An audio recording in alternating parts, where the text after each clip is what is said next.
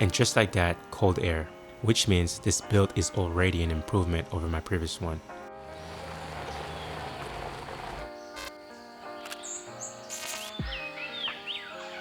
Hey, welcome back to the channel. If you're new here, my name is Alan and I'm currently converting my Ram ProMaster into a tiny home on wheels. One of the biggest reasons I eventually took a break from the van life and went back to being a normie was burnout. But if I'm being completely honest, the Texas heat didn't help either. I spent a lot of time trying to stay close to family while living in the van, and there were plenty of days where it was simply too hot to be comfortable. So when I started planning this build, one thing became very clear. I wanted air conditioning. After looking at a bunch of options, I decided to go with an Undermount AC unit from a company named Undermount AC. I liked how compact the system was, and more importantly, I didn't want to give up valuable roof space. So in this video, I'm going to walk through how I installed it, and hopefully make this van a little more comfortable than the last one.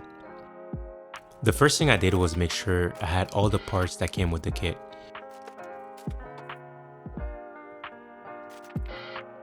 Once everything was laid out on my workbench, I started prepping the condenser by attaching the mounting brackets on each side. I used blue Loctite on all the mounting hardware and made sure everything was properly tightened before moving on.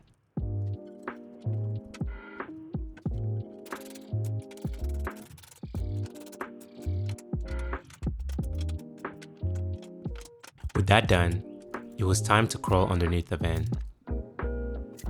I had the van sitting on wooden blocks to give myself a little extra clearance while working underneath. The next challenge was finding a good location for the condenser. The fans need to face either downward or outward, and there aren't exactly a ton of open spaces underneath a ProMaster.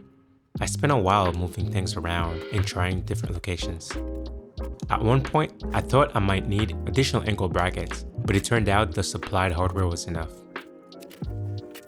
Most of the examples I found online were installed on Ford Transits, so I couldn't directly copy what other people had done. Eventually, I found a spot where the condenser bracket lined up nicely with two factory cross members underneath the van.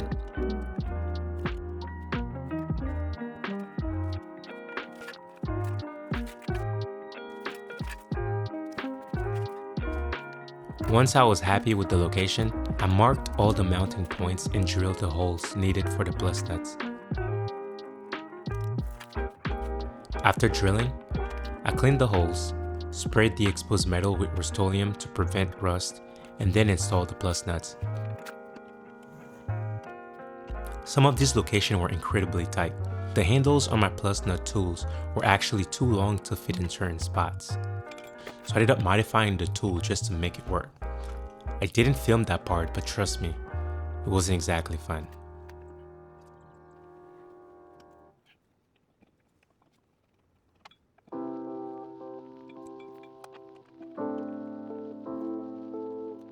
Eventually, I got all the plus nuts installed and mounted the condenser underneath the van. It took some time, but once everything was tightened down, it felt solid and secure.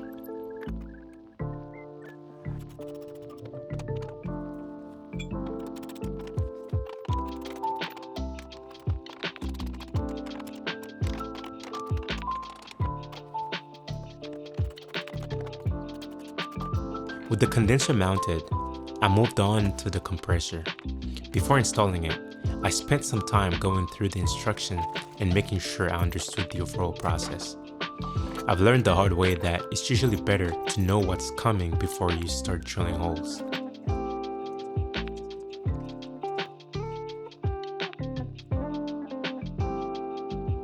The first step was removing the shipping caps and installing the proper fittings.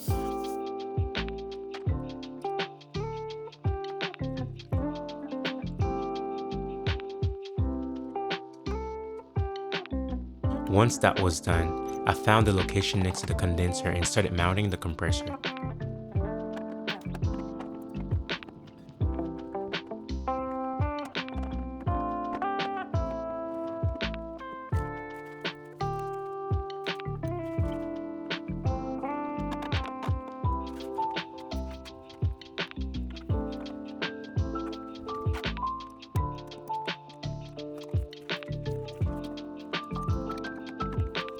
can't say it enough, but working underneath the van wasn't exactly spacious.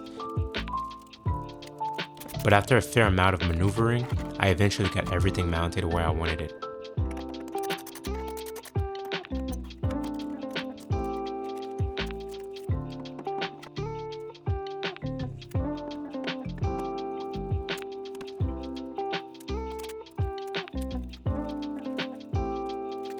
Next decision was where to place the evaporator.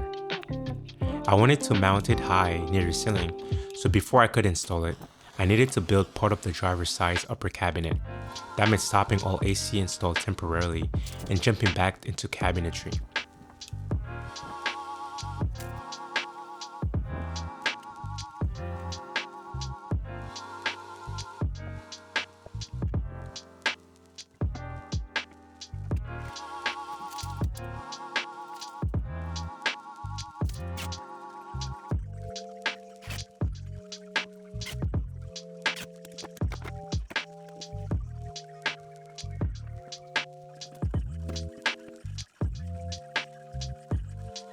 After a lot of measuring, fitting, adjusting, and refitting,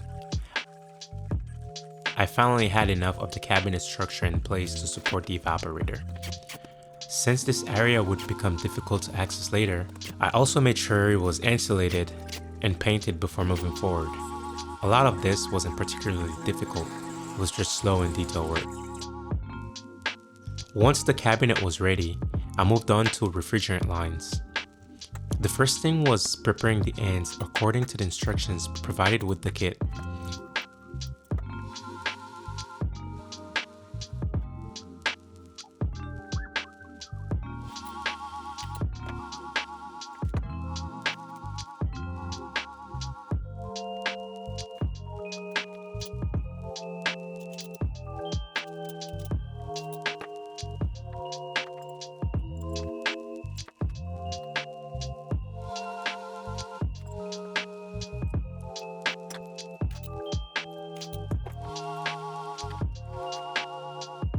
After that, I routed the refrigerant lines through one of the side structural beam of the van.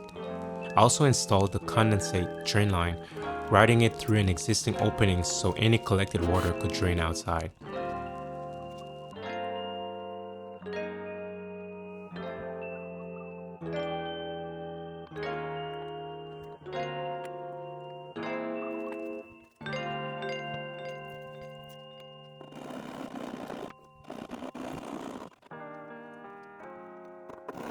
From there, I drilled an access hole through the floor where the refrigerant lines and wiring would eventually pass through. A lot of the fittings were located in some pretty tight spaces. Some were easy enough to reach, others not so much. There were definitely a few moments where getting a wrench onto the fitting felt harder than the actual installation itself, but eventually, everything found its place.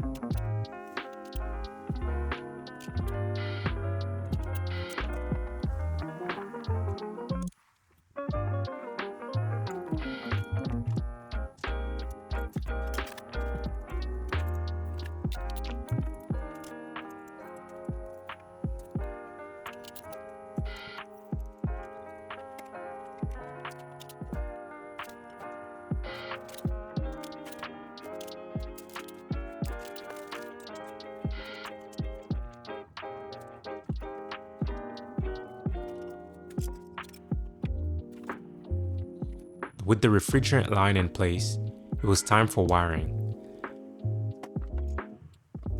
I happened to have some extra 2-gauge wire laying around, which matched the recommended wire size for the system, so I routed the power cables from my electrical compartment down through the floor and over to the compressor.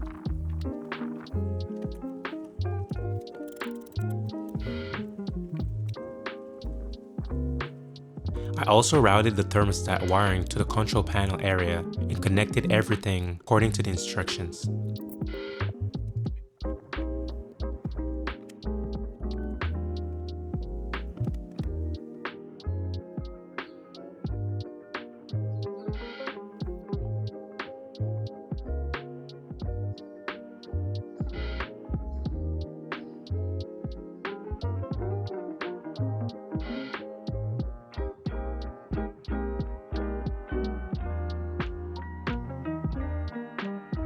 Once all the wiring was complete, I added a breaker for the AC unit and verified that power was reaching the system.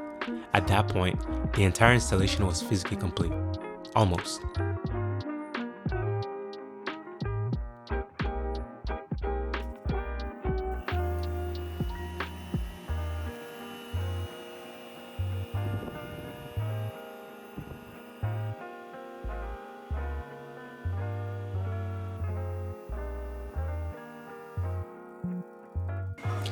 The last step was charging the system with refrigerant. For that, I decided to get some professional help. I found a local shop and brought the van in. Watching someone properly vacuum and charge the system was actually pretty interesting. I've never been that close to AC work before, so it was a good learning experience. And then came the moment of truth. We powered it on, and just like that, cold air. This van officially has air conditioning, which means this build is already an improvement over my previous one. Honestly, if I had air conditioning in my last build, there's a decent chance I'd still be living on the road today.